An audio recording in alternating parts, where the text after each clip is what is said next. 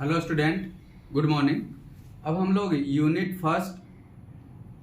First जो हमारा transmission and distribution electrical power का TND electrical transmission and distribution of electrical power का unit first जो हम लोग कंप्लीट कर चुके हैं।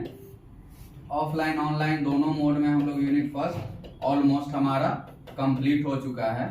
अब इसके बाद जो है हम लोग यूनिट फर्स्ट से जितना भी क्वेश्चंस आ चुका है प्रीवियस ईयर SSC JEE में वह देखते हैं और उसको कोरिलेट करते हैं कि हमारा यूनिट फर्स्ट में वह कंसीडर्ड होता है या नहीं होता है, या क्वेश्चन हमसे सॉल्व होता है कि नहीं।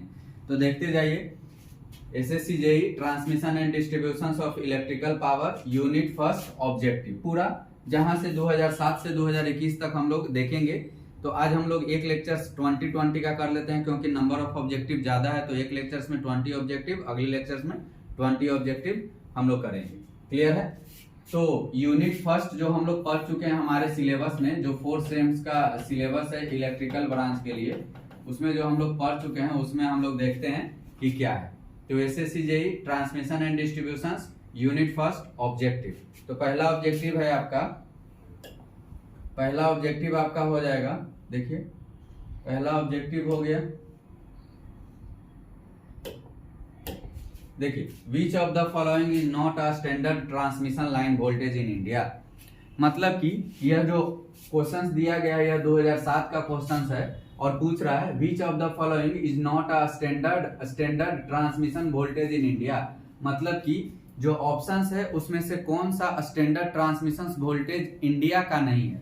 ठीक है, तो ध्यान दीजिए 33 के भी हमारा ट्रांसमिशन वोल्टेज था। याद करिए पहला हमारा यह generating station, primary transmission line, secondary transmission line, primary distribution line, secondary distribution line. तो कौन ऑप्शंस नहीं है? तो 33 के भी तो हमारे पास इंडिया में अवेलेबल है, आसानी से हम लोग ट्रांसमिट कर रहे हैं। 66 के भी हम लोग जो रेंज लिए थे उसमें ट्रांसमिशन वोल्टेज है। 99 के भी याद रखिएगा, जो हम लोग रेंज लिए थे, रेंज हम लोग क्या लिए थे, ध्यान दीजिए 33, 66, 132, 220, 400, 765 डैश हम लोग 1200 किलो वोल्ट तक जा सकते हैं। 1200 या 1100 किलो वोल्ट तक हम लोग जा सकते हैं। ये ट्रांसमिशन वोल्टेज हमारा 1200 काउंट होता है। ठीक है, तो कौन कौन ऑप्शंस नहीं है? तो 33 ऑप्शंस है, 66 ऑप्शंस है, 220 ऑप्शंस है। यह ऑप्शंस है और ऑप्शंस में पूछ रहा है कि कौन सा नहीं है। तो हमारा करेक्ट आंसर क्या हो जाएगा? हमारा करेक्ट आंसर हो जाएगा C 99 के किलो वोल्ट। तो फर्स्ट का हमारा आंसर क्या होगा? C, जो कि कब पूछा गया है? 2007 के SSC JEE में क्वेश्चंस पूछा गया है। क्लियर है? अब आगे बढ़ते हैं हम लोग, सेकंड क्वेश्चंस लेते हैं। तो सेकंड क्वेश्चन हमारा है advantage of transmitting power at high voltage is. ध्यान दीजिएगा, advantage of transmitting power at high voltage is. जो हम लोग इलेक्ट्रिकल पावर को ट्रांसमिट करते हैं हाई वोल्टेज पे, इलेक्ट्रिकल पावर को जो हम लोग ट्रांसमिट करते हैं हाई वोल्टेज पर, उसका एडवांटेज क्या है। तो यह कब का पूछा गया क्वेश्चन है? ध्यान दीजिए क्वेश्चन कब का पूछा गया है? 2010 का। 2010 में यह क्वेश्चन आस्क किया गया है 2010 में। तो advantage of transmitting power at high voltages. तो पहला ऑप्शंस में क्या क्या है? तो ऑप्शंस देख लेते हैं हमारा। ऑप्शंस में क्या क्या है? तो ऑप्शंस पर ये magnitude of current will be small, obviously है। जब हमारा P बराबर VI cos ऑफ फाई था, जिसमें कि हम लोग देखे थे अगर कांस्टेंट पावर के लिए वोल्टेज का मैग्नीट्यूड बढ़ाएंगे तो हमारा करंट का मैग्नीट्यूड क्या हो जाएगा? घट जाएगा। या I बराबर हमारा 1/V था, वोल्टेज का मैग्नीट्यूड बढ़ाएं तो करंट का मैग्नीट्यूड हमारा क्या हो जाएगा? घट जाएगा। तो पहला ऑप्शन तो सही है। Power loss will be less. तो बच्चा अगर हमारा यह लाइन है, लाइन में करंट जा रहा है, लाइन में करंट हमारा I जा रहा है, तो I² R जो हमारा लॉस हो रहा है, I² R जो हमारा लॉस होगा यह लाइन में होगा।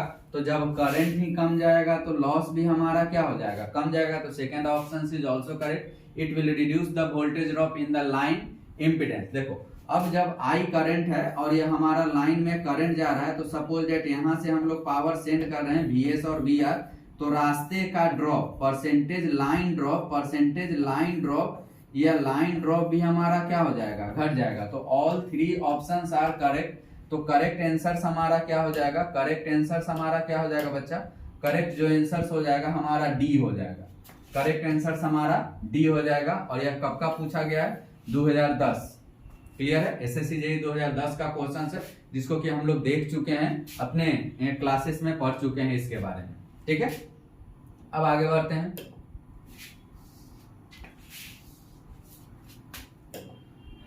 Question number 3, highest transmission efficiency is in the range of, ध्यान दीजिएगा, हाईएस्ट ट्रांसमिशन इफिशियंसी हमारा किस रेंज में होता है, हाईएस्ट ट्रांसमिशन इफिशियंसी हमारा किस रेंज में होता है। तो आपका रेंज क्या है, पहला ऑप्शन है, ऑप्शन क्या है, ऑप्शन फर्स्ट में है highest transmission highest voltage transmission efficiency in the range of 30 से 40। ऑप्शन क्या क्या है बच्चा, 30 से 40, 50 से 70, 5 से 10, 80 से 85 से 95। तो जब हमारा ट्रांसमिशन लाइन में, ध्यान दीजिएगा, जब हमारा लाइन में लॉस कम होगा, अगर लॉस कम होगा तो ऑब्वियसली हमारा इफिशियंसी सिस्टम का क्या हो जाएगा, ज्यादा हो जाएगा। तो 30 से 40 तो सही नहीं है, 50 से 70 भी हम लोग उस रेंज में नहीं ले सकते हैं, क्योंकि 30% पावर हम लोग लॉस में नहीं दे सकते हैं। क्लियर है, 5 से 10 तो ये ऑप्शन होगा नहीं, तो बेटर आंसर हमारा क्या होगा, 80 से 95। ये आपका कब का पूछा गया, 2011 का। तो इसका आंसर जो हो जाएगा, इसका जो हम लोग आंसर लेंगे क्वेश्चन नंबर 3 का डी करेक्ट आंसर होगा, क्वेश्चन नंबर 3 का डी जो होगा करेक्ट आंसर होगा। क्लियर है, तो अब आगे बढ़ते हैं।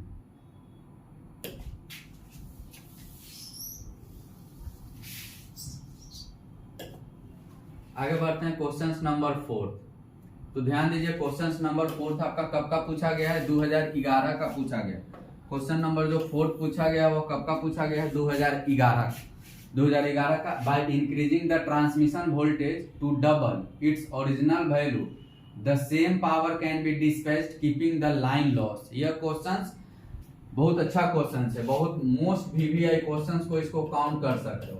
ठीक है, इसका जो हम लोग फॉर्मूला डिराइव किए थे, तो यहाँ पर ट्रांसमिशन क्वेश्चंस में दे रहा है क्या, by increasing the transmission voltage to double, transmission voltage जब हम डबल कर लेंगे to its original value the same power can be dispatched keeping line loss. तो अगर सेम पावर डिस्पैच्ड करेंगे, ध्यान दीजिएगा, सेम पावर डिस्पैच्ड करेंगे, अगर हम पावर सेम कांस्टेंट कर देते हैं और वोल्टेज को हम 2 भी कर देंगे, तो करंट उसके रिस्पेक्ट में हमारा क्या हो जाएगा, घट जाएगा। करंट उसके रिस्पेक्ट में हमारा क्या हो जाएगा, घट जाएगा। और जब लाइन लॉस निकालेंगे तो करंट का I²R हो जाएगा। तो हमारा जो करेक्ट, इसका जो I²R करेंगे तो 1/4 हो जाएगा। तो इसका जो करेक्ट आंसर होगा डी होगा। क्वेश्चन नंबर 4 का करेक्ट आंसर क्या होगा, D, 1/4 of the original value, 1/4 of the original value. तो इसमें देख लीजिए क्या क्या ऑप्शन है, तो ऑप्शन से ही एलिमिनेट करना सीख जाइए। ऑप्शन है A equal to its original value, possible नहीं है। Half of its original value हम लोग दे सकते हैं हाफ, लेकिन वह होगा नहीं। ठीक है, बच्चे लोग सीधा सीधा हाफ कर देंगे डायरेक्टली इनवर्सली प्रोपोर्शनल वाला लेकर, लेकिन वह करेक्ट होगा नहीं, क्योंकि पावर दे रहा है। Double two its original value, loss तो हमारा डबल होगा नहीं। तो ऑप्शन नंबर करेक्ट होगा डी, 1/4 ऑफ ओरिजिनल वैल्यू। इसका आंसर क्या हो जाएगा, 1/4 ऑफ ओरिजिनल वैल्यू। क्लियर है, तो अब आगे बढ़ते हैं।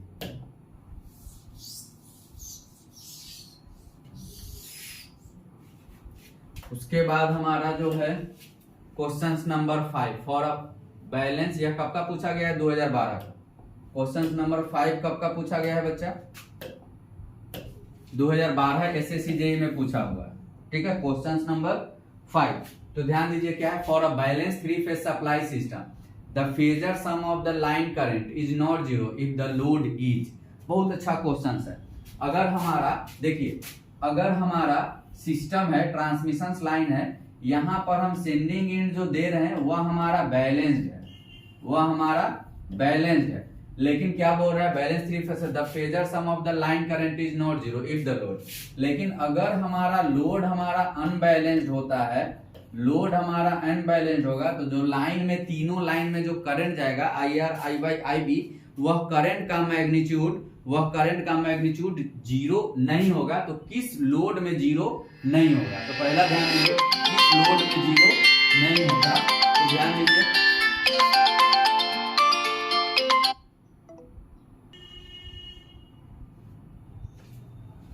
तो ध्यान दीजिए किस लोड में हमारा जीरो नहीं होगा। तो हमारा जो यहाँ पर जो सिस्टम कनेक्ट होता है यह हम लोग किस वे में 3 फेज 4 वायर सिस्टम कनेक्ट करते हैं। 3 फेज हमारा 4 वायर सिस्टम कनेक्ट होता है और बैलेंस्ड और अनबैलेंस्ड। तो देखिए हमेशा जो ध्यान दीजिएगा डेल्टा में तो न्यूट्रल प्रेजेंट नहीं होता है, लेकिन स्टार में हमारा क्या होता है, न्यूट्रल प्रेजेंट होता है। और न्यूट्रल देने के पीछे का मेन रीजन है यह तीनों अगर अनबैलेंस्ड है तो यहाँ पर करंट का मैग्नीट्यूड जीरो नहीं होगा। बैलेंस्ड केस में न्यूट्रल में करंट का मैग्नीट्यूड जीरो होता है, किसमें, स्टार में। तो हमारा आंसर हो जाएगा 5 का ए, अनबैलेंस्ड स्टार कनेक्टेड। ऑप्शंस क्या क्या है पहले पढ़ लेते हैं। Unbalanced star connected, balanced delta connected, unbalanced delta connected और बैलेंस्ड स्टार कनेक्टेड। तो पहला तो बैलेंस्ड वाला ऑप्शंस होगा ही नहीं, इसमें ध्यान दीजिएगा क्वेश्चंस को सही करने का पीछे। बैलेंस्ड वाला तो ऑप्शंस होगा ही नहीं। अब अनबैलेंस्ड डेल्टा कनेक्टेड, तो यह तो एकदम नहीं होगा क्योंकि अनबैलेंस्ड जब डेल्टा कनेक्टेड होता है तो इसमें तो न्यूट्रल है ही नहीं। तो हमारा ऑप्शंस क्या हो जाएगा, ए करेक्ट ऑप्शंस हो जाएगा, अनबैलेंस्ड स्टार कनेक्टेड। तो यह 2012 का क्वेश्चन नंबर 5। अब हम लोग आगे बढ़ते हैं, क्वेश्चन नंबर 6 पे आते हैं।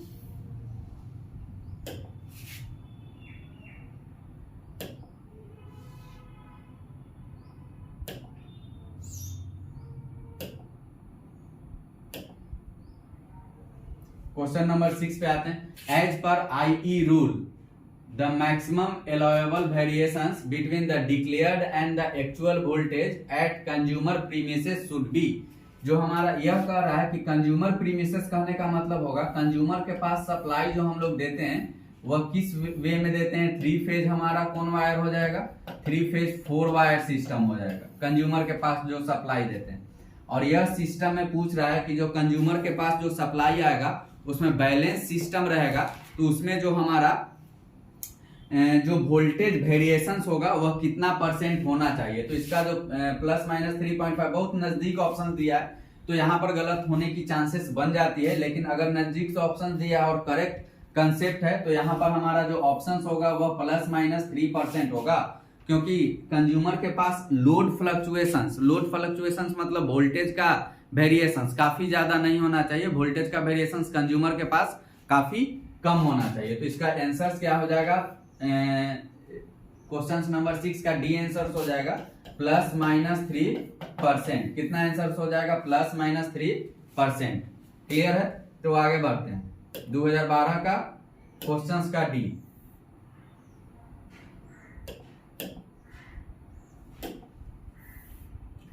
अब क्वेश्चन नंबर 7 ध्यान दीजिएगा। क्वेश्चन नंबर 7 बहुत अच्छा क्वेश्चन था, कल क्लास में इसको जिक्र भी किए थे कि इस क्वेश्चन में हमारा क्या क्या है। तो question number 7 the highest transmission AC voltage in India.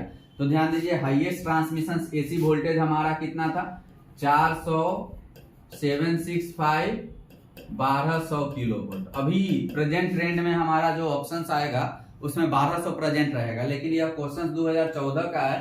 तो उस समय 765 किलो वोल्ट पे काम किया जा रहा था, लेकिन कंप्लीटली उसको चालू नहीं कराया गया था, कंप्लीटली रन नहीं कर रहा था, इसलिए यह हमारा इसमें ऑप्शंस ही नहीं दिया गया है 1200। ऑप्शंस में क्या क्या है, 1750 के भी तो नहीं होगा, 132 के भी तो हाईएस्ट है नहीं, ट्रांसमिशन वोल्टेज है लेकिन हाईएस्ट नहीं है, 220 के भी हमारा है ट्रांसमिशन वोल्टेज लेकिन हाईएस्ट नहीं है। तो ऑप्शंस हम लोग क्या देंगे, डी 400 किलो वोल्ट। आगे एक और क्वेश्चन आएगा इसी से रिलेटेड, आगे एक और क्वेश्चन आएगा उसमें आपका ऑप्शन 765 किलो वोल्ट है, ठीक है। तो वह आगे का क्वेश्चन है, चूंकि 2014 में उतना हमारे पास नहीं था इसलिए हम लोग 400 किलो वोल्ट पे ही इलेक्ट्रिसिटी को क्या कर रहे थे, ट्रांसमिट कर रहे थे। एंड देन हम लोग 765 एंड अभी हम लोग जा रहे हैं कितना पे, 1200 किलो वोल्ट पे। तो क्वेश्चन जैसे जैसे आगे बढ़ते जाएगा वैसे वैसे उसको उसमें ऑप्शन चेंज होते जाएगा। क्लियर है। तो 7 का डी आंसर हो जाएगा। अब आगे बढ़ते हैं 7 का डी।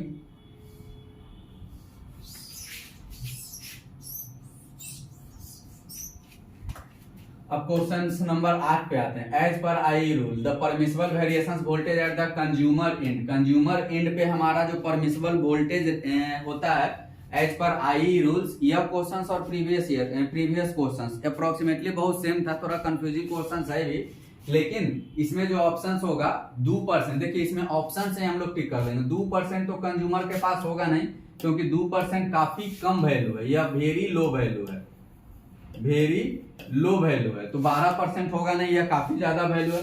10% भी नहीं होगा, तो ऑप्शंस के अनुसार इसका जो करेक्ट आंसर होगा ए ही हम लोग टिक करेंगे। तो 8 का ए ±6% हम लोग दे सकते हैं कंज्यूमर के पास वेरिएशंस ऑफ वोल्टेज। तो 8 का ए हो जाएगा। अब आगे बढ़ते हैं, आगे हमारा क्या आ जाएगा, क्वेश्चन 9। देखिए ध्यान से, if the voltage is increase by n times the size of the conductor, याद करिए बहुत इंपॉर्टेंट, ये तो मोस्ट इंपॉर्टेंट क्वेश्चन है, यह मोस्ट वीवीआई क्वेश्चन है, मोस्ट वीवीआई बोल सकते हो, इससे तुम छुटकारा नहीं पा सकते हो। If the voltage is increase by n times the size of the conductor, तो हम आपको क्लासेस में बताए थे वॉल्यूम ऑफ कंडक्टर मटेरियल और वोल्टेज में रिलेशंस v² cos² फाई था ना। तो अगर साइज हमारा n टाइम से बढ़ जाएगा तो यह साइज बढ़ जाएगा, तो साइज ऑफ मतलब कि volume increase by n times, तो जब n टाइम्स बढ़ जाएगा तो यहाँ nv दे देंगे और nv का स्क्वायर करेंगे तो हमारा 1/n² हो जाएगा। तो कंडक्टर का जो होगा, देखो इनवर्सली है, तो कंडक्टर का क्या हो जाएगा, रिड्यूस्ड बाय 1/n² टाइम्स। हमारा कितने से रिड्यूस्ड कर जाएगा, 1/n² टाइम्स से हमारा वॉल्यूम ऑफ कंडक्टर मटेरियल क्या हो जाएगा, रिड्यूस कर जाएगा। The size of the conductor हमारा कितना से रिड्यूस कर जाएगा, 1/n² से। ये वाला फॉर्मूला एकदम याद रखिएगा, इसको एकदम बहुत ज्यादा पूछता है। Volume is directly proportional to 1/v² cos² phi, ठीक है। उसके बाद हम लोग आगे बढ़ते हैं, नेक्स्ट क्वेश्चन लेते हैं। तो क्वेश्चन नंबर हमारा आ जाएगा 10। क्वेश्चन नंबर हमारा क्या आ जाएगा, 10। The transmission line which feeds different stations, ध्यान दीजिएगा क्वेश्चन से। The transmission line which feed different सब स्टेशंस, मतलब कि कौन सा ट्रांसमिशन लाइन जो कि डिफरेंट सब स्टेशंस को ज्यादा कनेक्ट किए हुए रहता है। तो ध्यान दीजिएगा क्वेश्चन नंबर 10। तो देखिए पहला हमारा यह जनरेटिंग स्टेशन से हम इलेक्ट्रिकल पावर स्विच यार्ड से ट्रांसमिट कर दिए। यह हमारा जो था रिसीविंग इन स्टेशन था। इस लाइन में मैक्सिमम वोल्टेज रहता है, अगर 132 किलो वोल्ट का लाइन है तो 132 किलो वोल्ट वाला लाइन भी काफी ज्यादा एरिया को कनेक्ट किए हुए रहेगा। अब फिर से इसको 33 किलो वोल्ट में कर दिए तो ये भी एक सब स्टेशन में आएगा। जैसे जैसे पावर वोल्टेज का वैल्यू कमते जाएगा, हमारा पावर भी उसके अकॉर्डिंग क्या होता जाएगा, कमते जाएगा, क्योंकि हमारा power is directly proportional to VS VR बटा में x इंटू साइन डेल्टा। इसलिए ध्यान दीजिएगा, जैसे जैसे वोल्टेज का मैग्नीट्यूड बढ़ते जाएगा पावर भी बढ़ते जाएगा, और जैसे जैसे वोल्टेज का मैग्नीट्यूड घटते जाएगा रिस्पेक्टिवली उस लाइन में पावर का मैग्नीट्यूड हमारा क्या होते जाएगा, कमते जाएगा। तो ध्यान दीजिए इस क्वेश्चन को। सर ये वाला सिस्टम हमारा क्या था, सेकेंडरी डिस्ट्रीब्यूशन। ये वाला सिस्टम हमारा क्या था, प्राइमरी, सॉरी ये वाला सिस्टम हमारा सेकेंडरी ट्रांसमिशन था। ये वाला सिस्टम हमारा सेकेंडरी और ये वाला हमारा क्या था, प्राइमरी ट्रांसमिशन। तो प्राइमरी ट्रांसमिशन में पावर का रिक्वायरमेंट पावर काफी ज्यादा कैरी किए हुए रहता है, तो वह ज्यादा से ज्यादा एरिया को सप्लाई दे सकता है। सेकेंडरी ट्रांसमिशन में भी पावर रहता है, लेकिन रिस्पेक्टिवली प्राइमरी से क्या होता है, कम होता है। इसलिए प्राइमरी ट्रांसमिशन लाइन ज्यादा एरिया को कवर करेगा। तो ऑप्शन हमारा क्या हो जाएगा, the transmission line which feed different sub station, जो कि बहुत ज्यादा अलग अलग सब स्टेशन में पावर देता है, वह हमारा ऑप्शन हो जाएगा सेकेंडरी ट्रांसमिशन। देखो ऑप्शन डिस्ट्रीब्यूशन वाला तो होगा नहीं, पहले तो यह दोनों कट गया। अब हम लोग ऑप्शन ए और बी में जाते हैं, तो ए और बी में कंपैरिजन कर लिए कि किसमें ज्यादा पावर रहेगा। जिसमें ज्यादा पावर रहेगा वह ज्यादा स्टेशंस को वह डिस्ट्रीब्यूट करेगा। तो पावर किसमें ज्यादा होगा, प्राइमरी ट्रांसमिशन में। तो 10 का ए हमारा क्या होगा, करेक्ट आंसर होगा। क्लियर है, तो 10 का ए। अब आगे बढ़ते हैं, द ट्रांसमिशन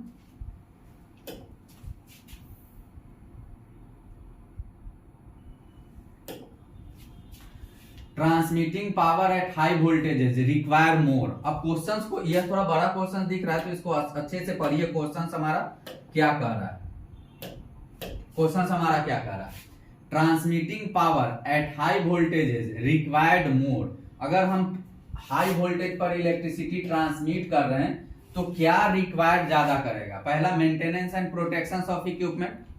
जब हाई वोल्टेज पर इलेक्ट्रिकल पावर ट्रांसमिट करेंगे तो जो भी इक्विपमेंट बनाएंगे इसका भी रेटिंग क्या होगा, रेटिंग इक्विपमेंट का क्या होगा, ज्यादा होगा। और रेटिंग ज्यादा होगा तो इसको प्रोटेक्ट करने की और मेंटेन करने का टेंडेंसी भी हमारे पास क्या हो जाएगा, ज्यादा हो जाएगा। क्लियर है, जैसे कि सिंपल एक एग्जांपल लो, तुम्हारे पास कोई ऑल्टो 800 है और किसी के पास स्कॉर्पियो है, ठीक है। सेम डिस्टेंस अगर चल रहा, सपोज 200 किलोमीटर और स्कॉर्पियो चलाओ, 200 किलोमीटर अगर ऑल्टो 800 चलाओ, तो देखना किसका मेंटेनेंस कॉस्ट ज्यादा आएगा। तो पहला है maintenance and protecting of the equipment. High voltage पर ट्रांसमिट करने से इक्विपमेंट को मेंटेनेंस और प्रोटेक्टिंग पर्पस पे ज्यादा ध्यान देना पड़ेगा। नेक्स्ट है faster control for minimising the arcing contact. जो हमारा आर्किंग कॉन्टेक्ट, आगे पढ़ोगे आर्किंग कॉन्टेक्ट, जब हम स्विच गियर प्रोटेक्शंस पढ़ाएंगे, ध्यान दो, एसजीपी स्विच गियर प्रोटेक्शंस पढ़ाएंगे तो उसमें हम आर्किंग कॉन्टेक्ट के बारे में बताएंगे। तो आर्किंग कॉन्टेक्ट आप आगे पढ़ोगे कि क्या है, ठीक है। तो faster control for minimising the arcing control, मतलब कि जो ट्रांसमिशन लाइन में आर्क निकलता है उसको अच्छे से कंट्रोल कर सकते हैं। किस लेवल पे? हाई वोल्टेज लेवल पे। Larger control for minimising the arcing contact, larger control चाहिए। अगर वोल्टेज का मैग्नीट्यूड हमारा बढ़ता है ना, बढ़ेगा, तो आर्किंग कॉन्टेक्ट को मिनिमाइज करने के लिए larger control for minimising the arcing contact, मतलब कि आर्किंग कॉन्टेक्ट को मिनिमाइज करने के लिए कंट्रोल टेंडेंसी ज्यादा होना चाहिए। तो सब ऑप्शंस हाई वोल्टेज पर करेक्ट है।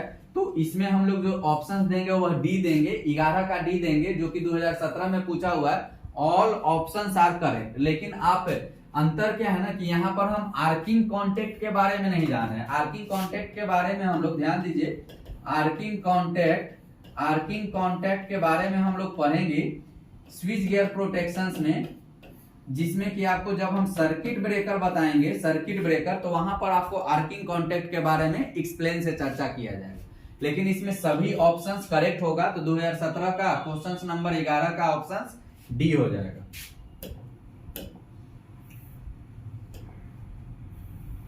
उसके बाद है क्वेश्चन नंबर 12। क्वेश्चन नंबर 12 है the rated voltage of alternator used in power station usually. ये सब तो बच्चा वाला क्वेश्चन है, इसको तो पूछना ही नहीं चाहिए था, ठीक है। The rated voltage of the alternator used in power station is usually. देखिए ध्यान से, हमारे इंडिया में जो जनरेशन करते हैं वह 11 केवी को 11 केवी से ज्यादा वोल्टेज पर भी जनरेट करते हैं, 33 किलो वोल्ट पर नहीं करते। The rated voltage of alternator used in power station usually, तो 11 केवी पे ही करते हैं। ऐसे भी देखो ना, इसको तो कोई गलत किया ही नहीं होगा। 2017 का ही तो गिफ्ट दे दिया था एसएससी जेईई वाला, 2017 का जो गिफ्ट है ना वो दे दिया था, क्योंकि ऑप्शन तो 400 के भी तो होगा नहीं, 132 के भी होगा नहीं, 66 के भी होगा नहीं, तो एक ही ऑप्शन हमारा है 11 के भी। तो जनरेटिंग वोल्टेज भी हम लोग जानते हैं कितना लेवल पे है, 11 के भी। तो 12 का ए हो जाएगा करेक्ट आंसर। अब हम लोग आगे बढ़ते हैं।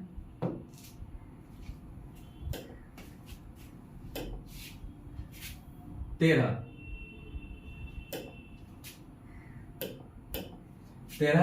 13 number, which of the following distribution system use for combined power and lightning load. ध्यान दीजिएगा, यहाँ पर ऑप्शंस क्या है बच्चा, एक टर्म पूछ रहा है पावर लोड।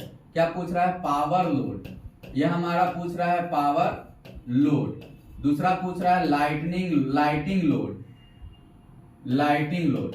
तो ध्यान दो, लाइटिंग लोड मतलब कि डोमेस्टिक लेवल का लोड। डोमेस्टिक लेवल पे जो हम लोग लोड यूज करते हैं या जो हम लोग कनेक्शंस लेते हैं, वह कैसा कनेक्शंस लेते हैं बच्चा? Single phase. और अगर पोल पर से कनेक्शंस लेंगे, पोल से हम कनेक्शंस ले रहे हैं, तो पोल पर कितना वायर है? 4 wire. That wire is known as distributor. इसी को हम लोग क्या बोलते हैं? डिस्ट्रीब्यूटर। और यहाँ हमारा घर है, तो यहां से हम क्या करेंगे, एक RYB होगा, RYB हो जाएगा, RYB और N हो जाएगा।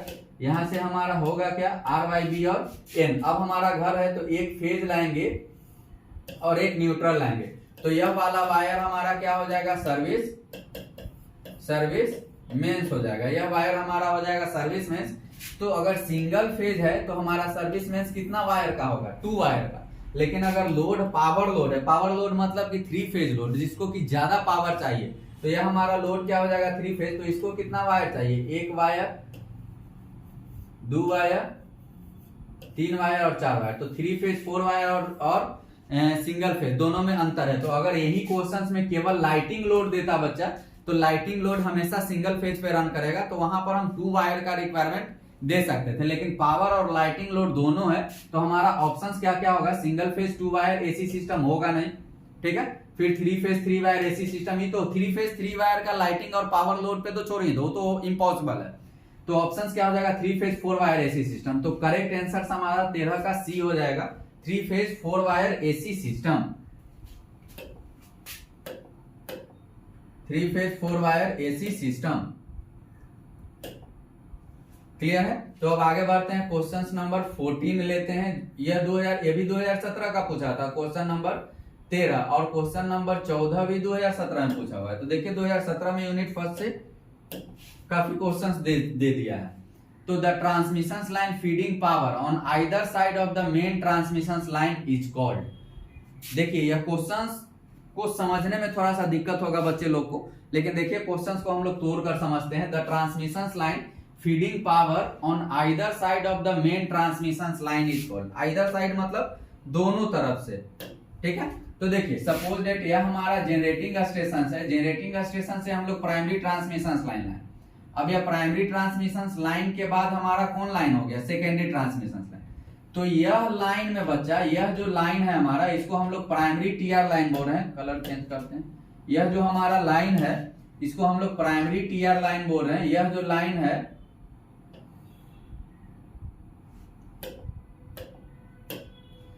लाइन है यह हमारा प्राइमरी टीआर लाइन है। देखिए ध्यान से, यह हमारा प्राइमरी टीआर लाइन है। तो अगर प्राइमरी टीआर लाइन का एक इंड तो अल्टरनेटर से कनेक्ट है और एक इंड हमारा बस बार से कनेक्ट है, लेकिन सेकेंडरी टीआर लाइन का दोनों इंड हमारा बस बार से कनेक्ट है। तो अगर इसको हम चेंज करें, यहां से हम पावर यहां पर कैसे भेज सकते हैं अल्टरनेटर के पास, नहीं ना, इधर से पावर ले रहे हैं। लेकिन अगर इस इंड और यह इंड को अगर चेंज करना हो, अगर सोर्स यहां है और लोड यहाँ है मान लेते हैं, और लोड सोर्स यहाँ बना दिया और लोड यहाँ बना दिए, तो आसानी से हम पावर को क्या कर सकते हैं, ट्रांसमिट कर सकते हैं। तो वही पूछ रहा है, the transmission line feeding power on either side of the main transmission line is called. तो ऑप्शंस क्या होगा, सेकेंडरी डिस्ट्रीब्यूशन। डिस्ट्रीब्यूशन वाला टर्म तो पहले ही काट दिए। अब ऑप्शंस में कंफ्यूजन है, सेकेंडरी ट्रांसमिशन और प्राइमरी ट्रांसमिशन। तो प्राइमरी ट्रांसमिशन सीधा सीधा अल्टरनेटर से कनेक्ट है, तो यह होगा नहीं। तो ऑप्शन हमारा बी करेक्ट होगा। तो क्वेश्चन नंबर 14 का हमारा बी करेक्ट आंसर हो जाएगा। क्वेश्चन नंबर 14 का हमारा बी करेक्ट आंसर हो जाएगा, जिसको कि हम लोग क्या बोलते हैं, सेकेंडरी ट्रांसमिशन लाइन। उसके बाद क्वेश्चन नंबर 15, 3 फेज 4 वायर। अरे ये तो बच्चा वाला क्वेश्चन दे दिया। 3 phase 4 wire system is commonly use. इसको तो आंख बंद करके मार दो। 3 phase 4 wire system distribution transmission option से मैं क्या दे दिया, प्राइमरी डिस्ट्रीब्यूशन, सेकेंडरी डिस्ट्रीब्यूशन। तो 3 फेज 4 वायर हमारा डिस्ट्रीब्यूटर। ध्यान दीजिएगा, 3 फेज 4 वायर सेकेंडरी डिस्ट्रीब्यूशन ही हमारा क्या होता है, डिस्ट्रीब्यूटर होता है। और इसी के द्वारा हम पावर लोड, इसी के मदद से हम पावर लोड और किस तरह का लोड, बेसिक लाइटिंग लोड, मतलब कि सिंगल फेज लोड और 3 फेज लोड दोनों को रन कराते हैं। क्लियर है। तो हमारा 15 का बी कब का पूछा हुआ है, 2017 का। चलिए आगे बढ़ते हैं।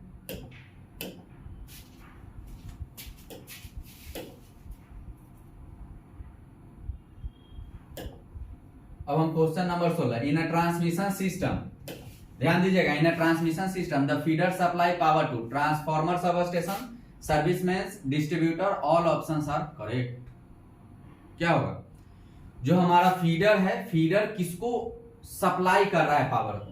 तो पहला इसमें ध्यान देकर सोचने वाली बात है कि जो फीडर है यह हमारा सपोज डेट 11 केवी फीडर है। यह हमारा 11 केवी फीडर है बच्चा।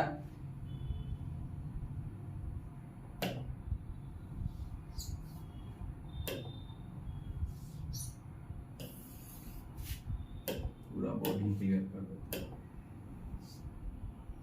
यह हमारा जो 11 केवी फीडर है, 11 केवी फीडर है। 11 केवी फीडर आता है कहां, इस तरह के शेप पे आता है, पोल माउंटेड के शेप पे आता है। अभी यह कहां से निकाल दिया, 3 फेज 4 वायर निकाल दिया। 11 केवी फीडर, 11 केवी फीडर, ठीक है। तो यह हमारा पोल माउंटेड सब स्टेशन हो गया। तो पूछ रहा है कि ई फीडर ना किसको एनर्जी दे रहा है। यह जो फीडर है वो एनर्जी किसको दे रहा है। तो इससे एनर्जी कौन ले रहा है, ई ना ले रहा है, इसी का ना हम यूटिलाइज कर रहे हैं। तो सीधा फीडर किसको एनर्जी दे रहा है, डिस्ट्रीब्यूटर को।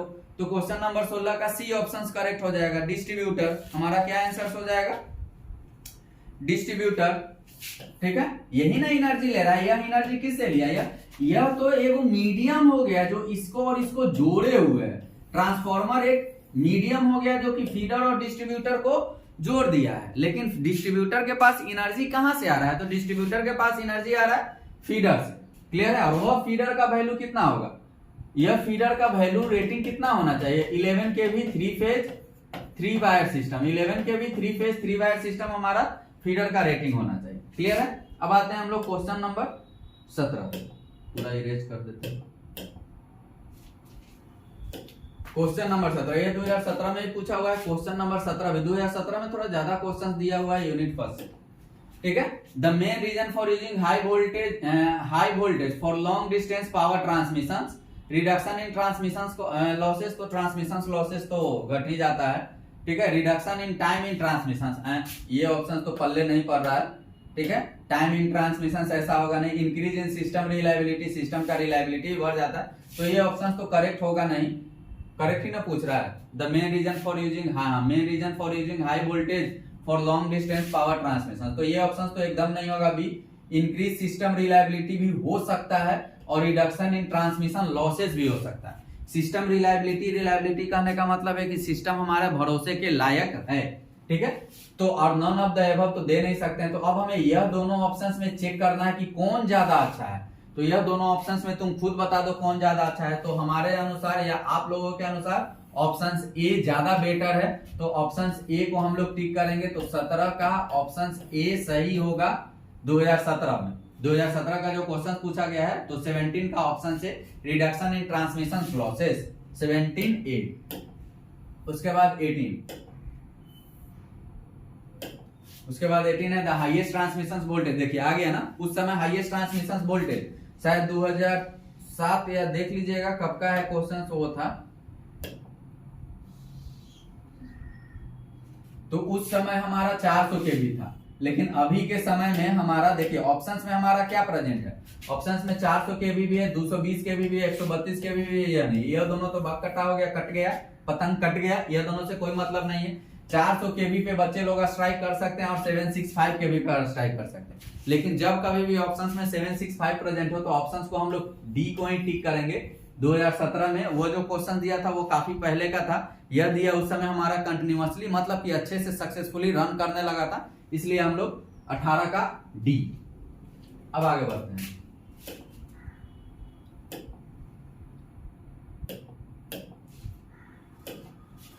उन्नीस है, ये तो बहुत अच्छा क्वेश्चन है, बहुत अच्छा क्वेश्चन है। 19 क्वेश्चन जानते हो, यह क्वेश्चन ना गेट में भी दिया हुआ है, गेट में भी दिया हुआ। गेट का जो एग्जाम देते हो बीटेक लेवल पे, तो सीधा सीधा क्वेश्चन दे दिया था, ठीक है। तो और बहुत सारे कॉम्पिटिटिव एग्जाम में देते रहता है। रिपीटेशंस वाला क्वेश्चन है और इंटरव्यू वाला क्वेश्चन है। क्लियर है।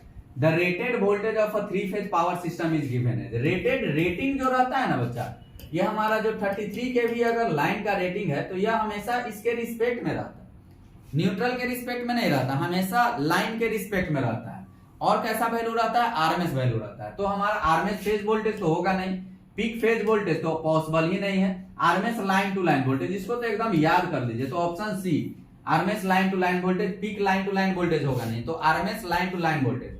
एक नोट पॉइंट में इस क्वेश्चन में लिख लीजिएगा, पावर सिस्टम का जो रेटिंग होता है, पावर सिस्टम का जो रेटिंग दिया जाता है, वह हमारा आरएमएस में रहता है लाइन टू लाइन वोल्टेज में, लाइन टू लाइन वोल्टेज में आरएमएस में रहता है। क्लियर है। अब क्वेश्चन नंबर 20 है।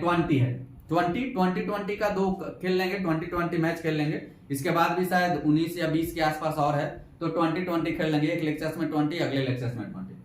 तो 20 का हो जाएगा 66 KV suitable for transmission of power over, ठीक है। तो 66 किलो वोल्ट। देखिए यहां पर यह क्वेश्चंस अभी आप लोग पढ़े नहीं हो, ठीक है ना, अभी इसका हुआ नहीं है थ्योरी। तो 66 KV base suitable for, question number 16 हो जाएगा। 66 केवी हमारा बेस सुटेबल कितना हो जाएगा। तो एक पॉइंट यहां पर है बच्चा, वो ध्यान दीजिएगा, 0.65 किलो वोल्ट पर मीटर वाला पॉइंट है। किलोमीटर, यह हमारा किलोमीटर हो जाएगा। 0.65 किलो वोल्ट पर किलोमीटर। इस कंसेप्ट पे चलते हैं, मतलब कि 1 किलोमीटर के लिए कितना वोल्ट होना चाहिए, 0.65 किलो वोल्ट होना चाहिए। तो ध्यान दीजिए ऑप्शंस में क्या क्या है, 66 किलो वोल्ट है। तो 66 किलो वोल्ट जब दिया रहेगा तो 0.65 इंटू 100 अगर कर देते हैं तो हमारा 65 किलो वोल्ट आ गया। यह अप्रोक्सीमेटली 66 किलो वोल्ट के आसपास हो सकता है। 100 किलोमीटर मतलब कि 66 किलो वोल्ट का यूज 100 किलोमीटर के कम रहेगा। 66 किलो वोल्ट का यूज, यह हमारा जो 66 की केवी है इसका यूज 100 किलोमीटर से कम रहेगा। क्या रहेगा? कम रहेगा। तो अब देखते हैं इसमें कम ऑप्शंस कौन है। तो ऑप्शन सी और ऑप्शन डी तो गलत हो जाएगा। ठीक है, ये वाला याद रखिएगा, ये आगे के लेक्चर्स में हम बताएंगे जब परफॉर्मेंस ऑफ ट्रांसमिशन लाइन बताएंगे, short transmission, medium transmission, long transmission, उसका जब डेरिवेशंस करेंगे। यूनिट फर्स्ट में शॉर्ट मीडियम का हल्का सा हिंट था, उसके बाद जो हम लोग डेरिवेशंस करेंगे उसमें हमारा शॉर्ट मीडियम लॉन्ग रहेगा। तो वह जो हमारा होगा उसमें हम लोग चर्चा करेंगे ये वाला पॉइंट के बारे में। ठीक है, तो ये वाला बहुत इंपॉर्टेंट है, 0.65 किलो वोल्ट पर किलोमीटर। इससे आपको इस तरह का सारा क्वेश्चंस ऑब्जेक्टिव जो रहेगा वो आसानी से बन जाएगा। ठीक क्लियर है? तो देखिए ऑप्शन हमारा 100 किलोमीटर से कम का आ रहा है, तो 100 किलोमीटर से कम का आ रहा है तो 120 और यह तो होगा नहीं, 30 किलोमीटर तो काफी कम हो जाएगा। तो ऑप्शन हमारा क्या हो जाएगा? बी। तो बी हमारा क्या हो जाएगा? करेक्ट आंसर हो जाएगा। बी हमारा क्या हो जाएगा? Correct answer. तो इसका आंसर क्या हो जाएगा? बी। क्लियर है? तो 20 का बी क्लियर। अब हम लोग अगले लेक्चर्स में 20 के बाद का सॉल्व कर लेंगे। पहले इतना सॉल्व कर लीजिए, उसके बाद हम लोग अगले लेक्चर्स में 20 के बाद इसका सॉल्व कर लिया जाएगा। क्लियर है? तो मिलते हैं अगले लेक्चर्स में। Good bye.